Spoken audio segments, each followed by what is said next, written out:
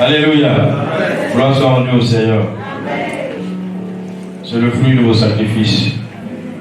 Le sacrifice de chacun d'entre nous. Voilà, par la grâce de Dieu, le groupe est installé. Il y a encore des choses à faire. L'argent est fini. Il y a encore des choses à faire. D'accord. Béni Dieu, je laisse le chapitre. Je laisse le chapitre au pasteur. Amen. Donc, revenons à notre message. Je disais que dans la vie, que tu veux ou pas, que tu sois chrétien ou pas, il arrive des moments d'épreuve, des moments de tentation. Les épreuves peuvent être de diverses sources. Dieu peut te tester au travers d'une épreuve. Et également, l'ennemi peut être derrière. Amen.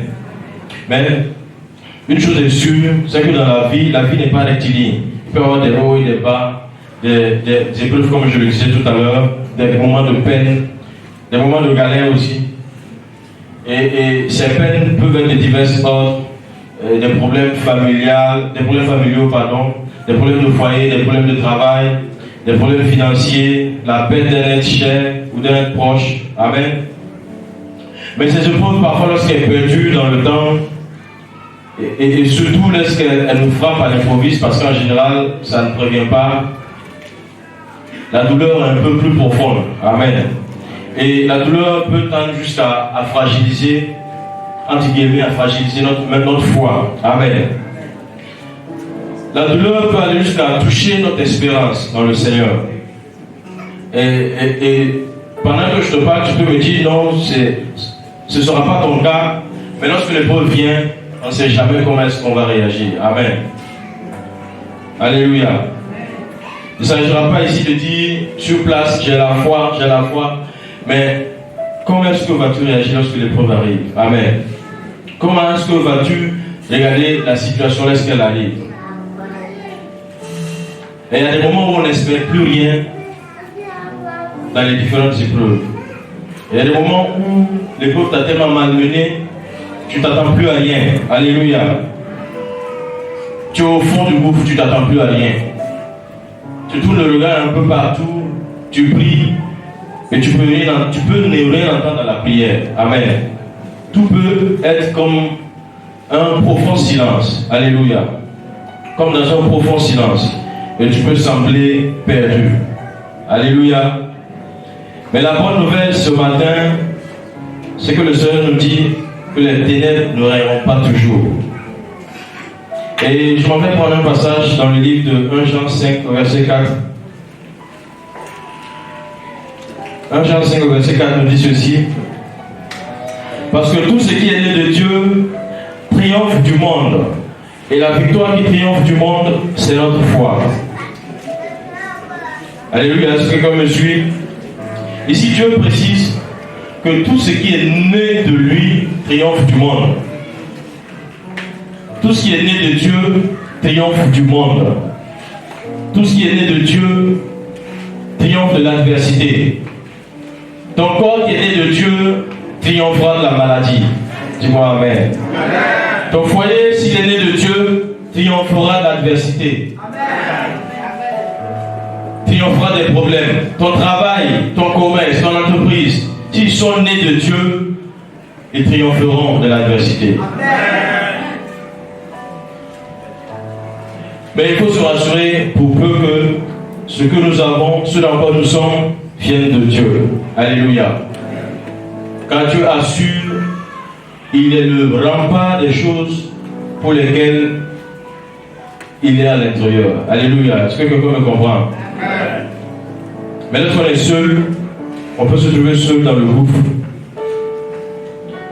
Mais il y a une précision à faire dans ce verset. La deuxième partie de ce verset nous dit que la victoire qui triomphe, c'est une précision. La victoire qui triomphe du monde, c'est notre foi. Alléluia. Tout ce qui est né de Dieu triomphe du monde, mais la victoire qui triomphe, c'est notre foi. C'est par notre foi que nous triomphons en réalité. Alléluia. Parce que la Bible dit que sans la foi, il est impossible d'être agréable à Dieu.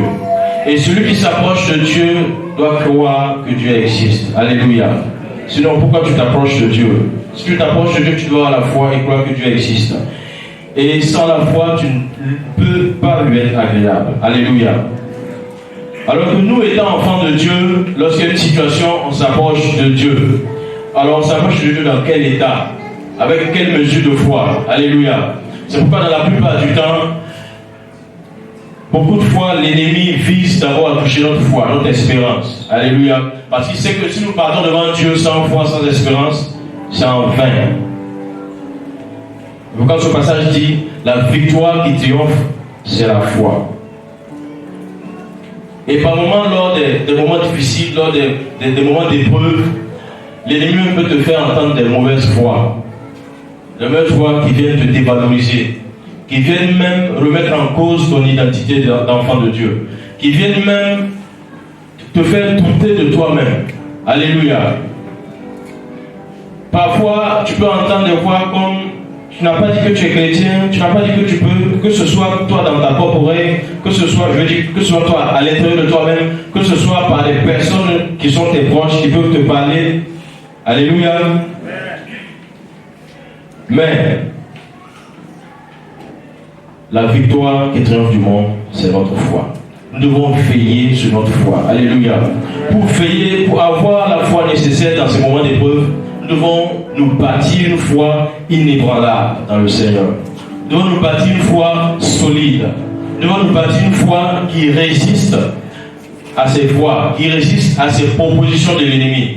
Par moment, même tu prends des propositions d'aller te suicider. Alléluia. Cela arrive. Mais il faut que la foi que tu as au Seigneur Jésus-Christ te retienne. Et par moment, lorsqu'on atteint un certain niveau encore, la foi, si on ne prend garde, peut être remplacée par la peur. Et lorsque ce niveau-là est atteint, ça devient très difficile. Au lieu d'avoir la foi, si on a la peur, on ne peut plus rien faire.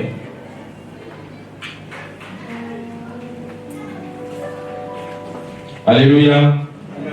Alléluia. Amen. La foi inébranlable doit être bâtie dans chacun d'entre nous. Et notre foi ne doit pas être influencée par les choses que nous traversons. Ceci dit de cette manière peut sembler assez facile. Parce que lorsqu'on traverse des épreuves, on est vraiment bouleversé. Mais lorsqu'on est bouleversé, c'est là qu'on doit regarder, fixer nos regards sur le Seigneur. Alléluia. Je prends juste un passage dans le chapitre précédent, 1 Jean 4 nous dit ceci. Vous, petits enfants, vous êtes de Dieu et vous les avez vaincus, parce que celui qui est en vous est plus grand que ce qui est dans le monde. Alléluia. Est-ce que quelqu'un me suit ce matin? Amen. Dieu dit que ce qui est en nous est plus grand que ce qui est dans le monde. Et ce qui est en nous, c'est l'Esprit de Dieu. Ce qui est en nous, c'est l'espérance, la foi. Et ce qui est dans le monde, peu importe ce qui est dans le monde, peu importe la facette qui te sera présentée, sois sûr d'une chose, marche avec cette certitude que ce qui est en toi est plus fort que ce qui t'est présenté. Peu importe la manière que cela t'est présenté, peu importe avec la force que cela vient. Amen. Amen. Mais ce qui est en toi est plus fort. Pour ceux encore qui sont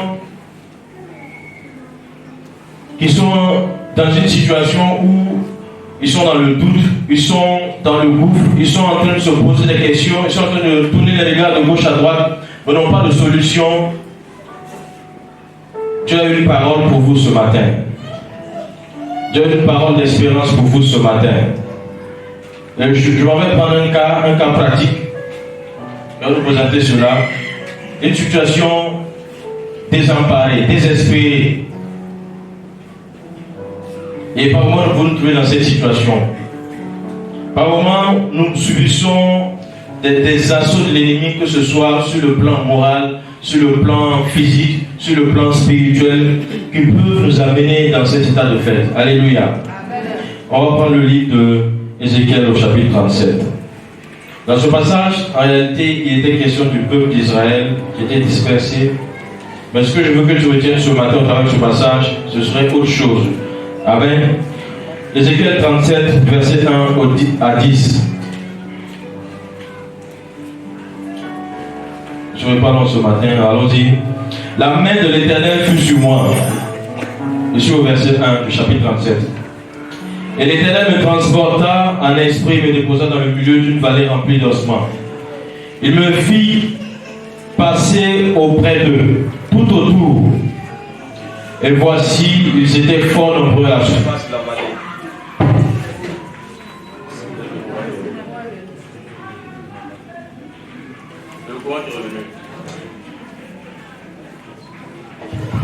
Alléluia.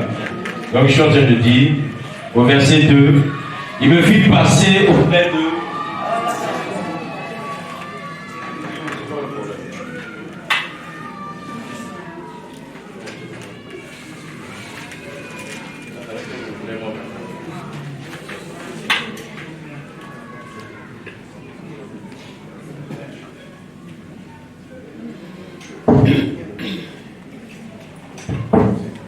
J'étais au verset 2. On va continuer. Il me fit passer auprès d'eux tout autour. Et voici, ils étaient fort nombreux à la surface de la vallée, et ils étaient complètement secs. Il me dit, fils de l'homme, ces eaux pourront-ils revivre? Je répondis, Seigneur éternel, tu le sais. J'aimerais lire ce premier tronçon de la parole de Dieu. Alléluia. On voit Ézéchiel qui est transporté et qui est au milieu d'une vallée remplie d'ossements. Et l'Éternel fit passer Ézéchiel tout autour. Et voici, ils étaient fort nombreux. Ça, c'est la déclaration d'Ézéchiel. Par moments, les situations difficiles peuvent être fort nombreux. Ils peuvent être de divers types, de divers genres. Mais ici, on voit que Ézéchiel, sous l'ordre du Seigneur, a passé tout autour des ossements pour les observer, pour les regarder, pour savoir ce à quoi il fait face. Alléluia. Par moments, lorsque les choses arrivent, nous nous asseoir tranquillement, les observer et nous rendre compte de ce qui se passe. Amen. Pas seulement les observer avec notre propre intelligence, mais les observer avec la présence et l'aide de Dieu. Amen. En posant les questions qu'il faut au Seigneur. Tu ne comprends pas ce qui se passe. Explique-moi, Seigneur. Je suis ton fils, je suis ta fille. Je ne vois peut-être pas de la même manière que toi, mais toi, explique-moi. Révèle-moi les choses cachées. Alléluia. Et Ézéchiel ajoute que ces ossements étaient complètement secs. Il n'y avait pas, même pas de chair. Il n'y avait pas de peau. Il n'y avait rien sur ces ossements. Parfois, ta situation peut sembler pourrie jusqu'aux os. Parfois, ta situation peut sembler d'une gravité extrême. Et les ossements desséchés ici ce matin, je veux que tu les prennes comme ta situation. Comme ta situation qui peut être, comme on le dit, gâtée, gâtée, gâtée. Alléluia. Par moment, les gens disent, c'est gâté sur moi, c'est pas vrai? Et parfois, nous sommes dans une situation, en réalité, tu n'as pas l'impression que lorsque tu expliques à une personne, la personne même comprend. Tellement c'est dur, tellement c'est difficile. Parce que c'est toi qui vis ta chose. Et en général, c'est lorsque tu es seul que tu as mal, que la douleur revient à son comble. Alléluia. Donc les ossements desséchés, ça représente également le manque d'espérance. Ton problème a broyé, a rongé ton espérance, a rongé tout ce que tu pourrais attendre encore de Dieu. Ton problème a tout pris. Tout ce qui est espoir, espérance, tout ce qui était assurance, tout cela est parti. Alléluia. Tu te sens seul avec ces problèmes.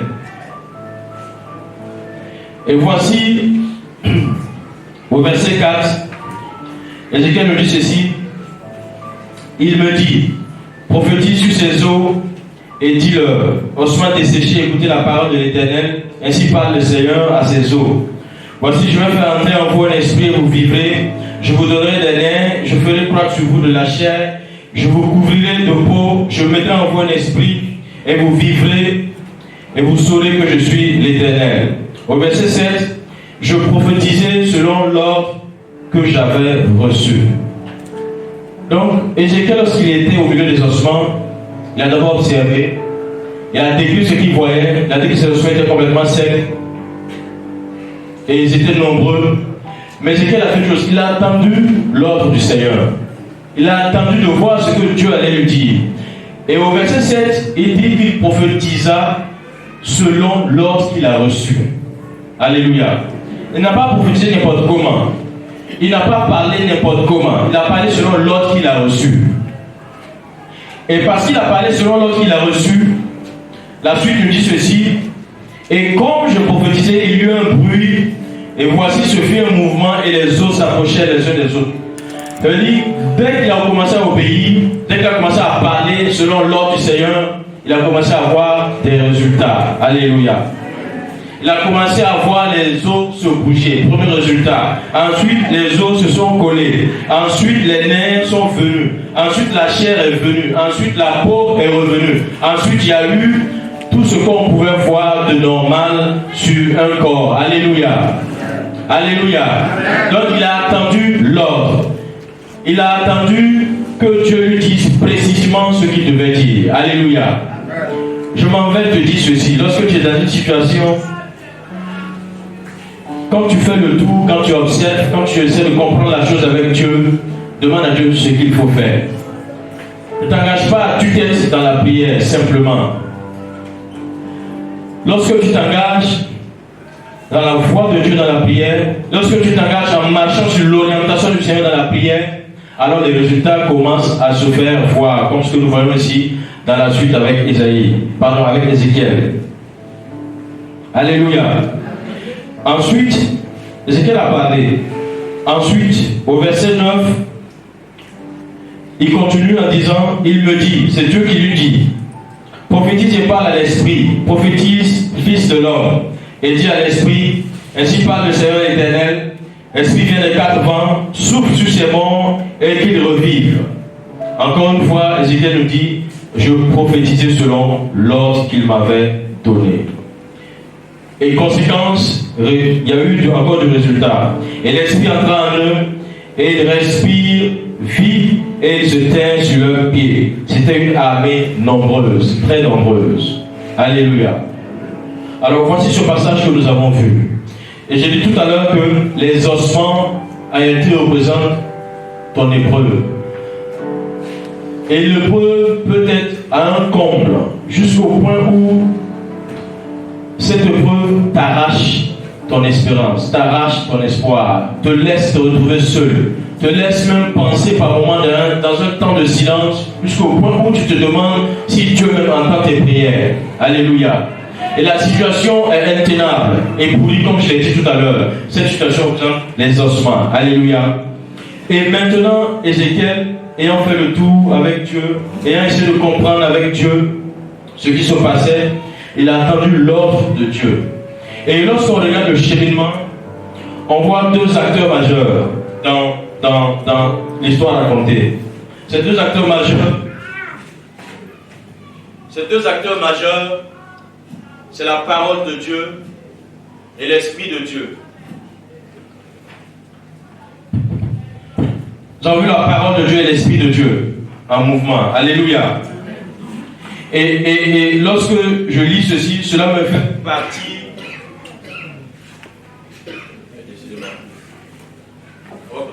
Lorsque je lis ce passage, cela me fait penser encore à une certaine image.